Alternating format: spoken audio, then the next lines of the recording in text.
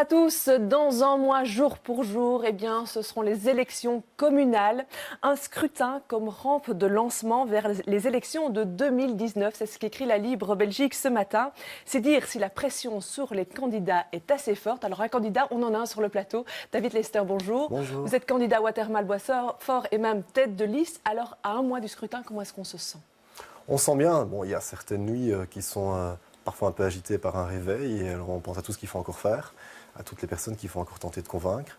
Mais au-delà de ça, au-delà de ce stress, de cette angoisse, c'est surtout une magnifique aventure en fait, qu'on vit avec à Boitsfort 28 autres colistiers. Et puis même avec les autres listes, où on a pas mal d'échanges. Et puis surtout avec les citoyens qu'on rencontre, c'est vrai, beaucoup plus maintenant dans cette période-ci. Je crois que c'est aussi quelque chose qu'il faut pouvoir poursuivre après les élections. Et ça, je m'y engage si jamais ils me font confiance. Ouais, demain, un moment important, à 13 h. À partir de 13 h, on peut aller déposer les actes de candidature de tous les membres de votre liste. Alors, vous allez aller déposer ces documents-là. Vous êtes un petit peu stressé? On est stressé parce que c'est vrai que c'est tout un dossier administratif qu'il faut rendre, c'est beaucoup de signatures, c'est beaucoup de documents, c'est beaucoup de chiffres à gauche, à droite, parce que c'est normal, on doit suivre une procédure administrative assez stricte. Et donc on a espoir qu'on n'a rien oublié nulle part, on a encore tout bien vérifié hier soir. Et puis il y a des candidats qui pourraient se faire recaler, on ne sait jamais. Ça c'est certain, mais on ne l'espère pas, et puis on les connaît bien, les candidats. Maintenant on n'est pas le FBI, donc on ne peut jamais tout savoir sur tout le monde, mais on les connaît bien depuis longtemps, pour beaucoup. Et donc j'ai bon espoir qu'il n'y ait aucun problème à ce niveau-là. Et si jamais ça arrivait, on a quoi? On a 24 heures pour se retourner et il faut absolument faire une liste complète? C'est quand même, en termes de crédibilité, beaucoup plus porteur d'avoir une liste complète, avec les 29 candidats à Boitsfort en tout cas. Si jamais, c'est vrai, on va demain à 13 h et puis on a jusque dimanche, fin d'après-midi, pour encore se ressaisir. Mais j'ai confiance, ça n'arrivera pas. Alors comment est-ce qu'on fait le screening des candidats? On l'a vu cette semaine, dans plusieurs partis, il y a des personnes qui ont dû retirer leur candidature des futures listes. Comment est-ce qu'on est sûr de cette qualité des candidats?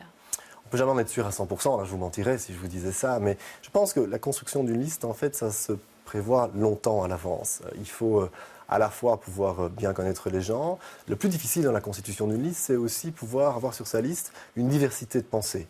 Je suis un petit peu contre la tyrannie de la pensée unique, et donc c'est une richesse d'avoir sur sa liste des hommes et des femmes qui pensent peut-être parfois un tout petit peu différemment, ce qui permet après d'avoir un programme qui est assez riche, qui est diversifié.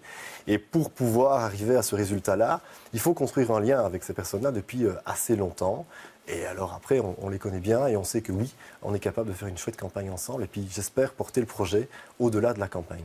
Alors vous avez une double casquette parce que vous êtes aussi vice-président de la régionale MR à Bruxelles. Comment est-ce que ça se passe entre la régionale et les têtes de liste? Quelle est la marge de manœuvre des têtes de liste et le pouvoir d'influence d'une régionale? Mais la volonté de la régionale, c'est de laisser une grande indépendance et une grande liberté aux têtes de liste et à chaque commune. Et puis d'intervenir ou d'aider quand c'est nécessaire et quand les têtes de liste en font la demande. Mais on a, en tout cas pour doctrine depuis toujours, au Parti libéral, de laisser une grande liberté aux têtes de liste dans la composition de leur liste. Ouais, quand on voit par exemple à Evere, le MR va sans l'Open VLD, forcément. Oui. On sait qu'il y a beaucoup de critiques de la part de Didier Reynders par rapport à ce parti-là. Mais à Boitsfort, vous serez avec ce on sera parti. Avec l'Open VLD. Comment est-ce qu'on peut expliquer ces différences de situation? Je pense que c'est très typique à la personne de l'Open VLD des Verts qui a décidé d'aller sur la liste du PS. C'est quelque chose qui est parfois un petit peu difficile à comprendre. Et je comprends très bien Didier Reynders quand il ne comprend pas bien qu'un libéral aille sur une liste socialiste. Moi, j'ai beaucoup de respect pour les socialistes, mais il y a un moment donné, de là aller sur la même liste, même s'il y a une grande amitié apparemment entre lui et M. Vervoort, c'est parfois un petit peu difficile. Mais donc vous n'en voulez pas l'Open VLD dans les autres communes? Bien sûr que non, ils sont sur ma liste aussi. Alors, lorsqu'on regarde un petit peu les têtes de liste, on voit qu'il y a pas mal de jeunes cette année au MR. On a presque envie de dire enfin, parce que quand on regarde un petit peu la moyenne d'âge des députés au Parlement régional, c'est quand même 60 ans, c'est assez âgé. Est-ce que le MR a un peu trop tardé à renouveler ses troupes? Peut-être un coup, oui. Je ne vais pas me faire que des amis en disant ça, mais c'est vrai que je crois que c'est pas quelque chose de simple, évidemment, parce que vous avez des personnes qui s'impliquent depuis des années, voire des dizaines d'années, et on ne va pas leur expliquer du jour au lendemain, maintenant c'est fini. On va mettre un petit jeune à ta place, c'est le jeunisme qui doit primer. Mais c'est vrai qu'on est en tout cas aujourd'hui à une croisée des chemins, et c'est assez enthousiasmant de voir que, en tout cas pour Bruxelles, mais je sais que c'est pareil en Wallonie, on est comme ça plusieurs jeunes ou un peu moins jeunes à essayer d'apporter un nouveau souffle, que ce soit dans nos communes, dans le parti ou surtout au niveau de la région. En termes de vision, il y a des différences comme ça entre les générations, les anciens qui sont là depuis longtemps et puis ces nouvelles pousses?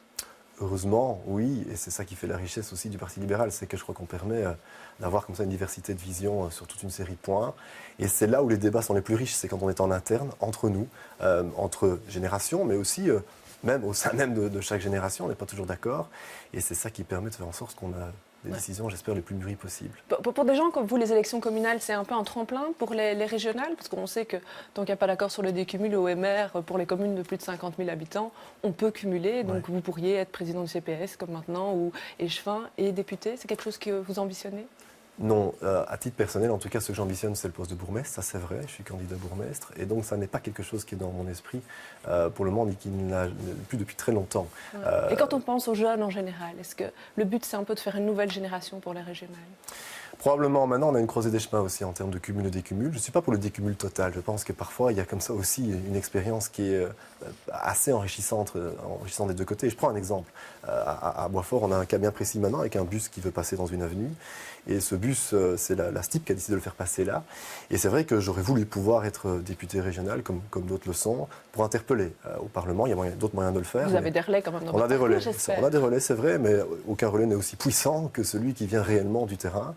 Et donc, c'est vrai que ça fait réfléchir par rapport à ce cumul-là. Je ne suis pas pour. Je pense que si j'ai la chance de devenir bourgmestre, c'est quelque chose qu'il faut faire plus que temps plein. Il y a un super projet à mettre en place. Et je n'ai pas du tout envie de cumuler ça avec quelque chose d'autre pour le moment. Alors, vous venez du Sérail de Didier Reynders. Oui. Vous êtes dans son cabinet. Oui. Et puis, quand on regarde un peu les jeunes, il y en a deux autres qui sont dans son cabinet. Il y a Alexia Bertrand, qui est tête de liste à Woluwe et Saint-Pierre. Oui. On voit par exemple la jeune échevine, récente échevine de Bruxelles-Ville, Clémentine Barzin, qui est aussi dans le cabinet. Qu'est-ce qu'il faut lire à travers tout ça ?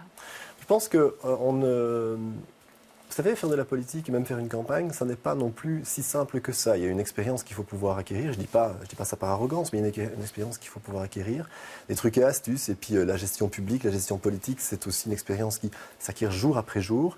Et quand on a la chance de pouvoir côtoyer de près ou de loin une personnalité forte qui a quand même un énorme bagage comme Didier Reynders, je crois que ça aide. Ça aide énormément. Et qui est président de la régionale. Et qui est surtout président de la régionale. Ça aide évidemment à prendre des décisions qui sont plus mûries. Ça aide aussi à avoir quelqu'un plus proche qui peut vous donner des conseils assez avisés en la matière. Je n'ai pas vocation à dire que je réponds sur tout, partout. Et quand on a comme ça un sage qui peut vous donner des conseils dès maintenant, comme lui, c'est quand même assez utile. Alors, scrutin communal, ce sera un premier test pour la NVA en vue des élections régionales du mois de mai. On sait bien qu'elle veut conquérir Bruxelles, cette NVA. Alors, par rapport à cette situation, je vous propose 3 types de réactions. A. Il y a un réel risque de blocage des institutions bruxelloises. B. On fantasme sur les intentions de la NVA. C. La NVA n'arrivera pas à être incontournable. Vous ne me donnez pas vraiment beaucoup le choix là, avec votre question. C'est un peu le but. Oui, non, bien sûr. Je pense que la NVA n'arrivera pas à être incontournable.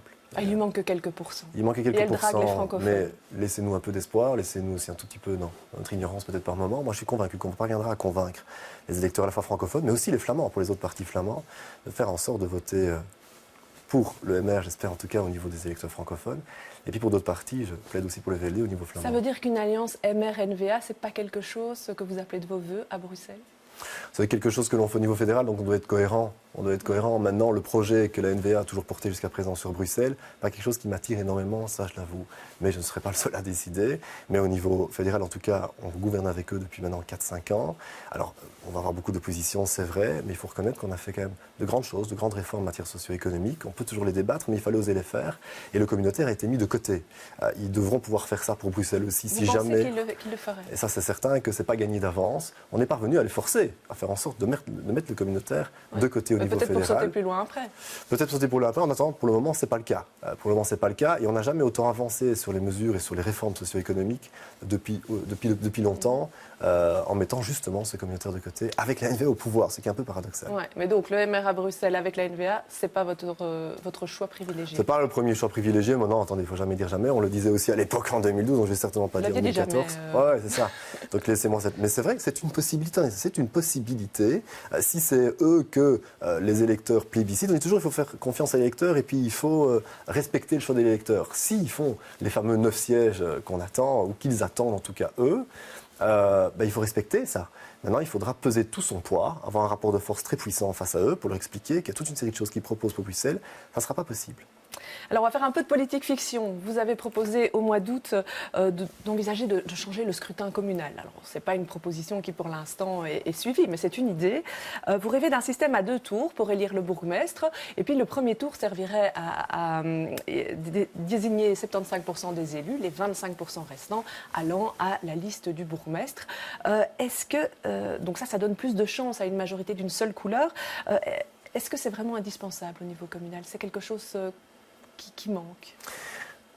Il y a bien entendu toujours plus important, ça c'est sûr. Mais ce que je constate ici depuis la petite expérience que j'ai au niveau communal, dont je suis élu depuis 2012, c'est qu'il y a comme ça un flou, à la fois au niveau du programme qui est mené par la mandature en place, par les partis qui sont en place. Vous avez quand même un accord de majorité? On a un accord de majorité, mais cet accord de majorité, c'est la source d'un compromis entre 1, 2, 3, parfois 4 partis.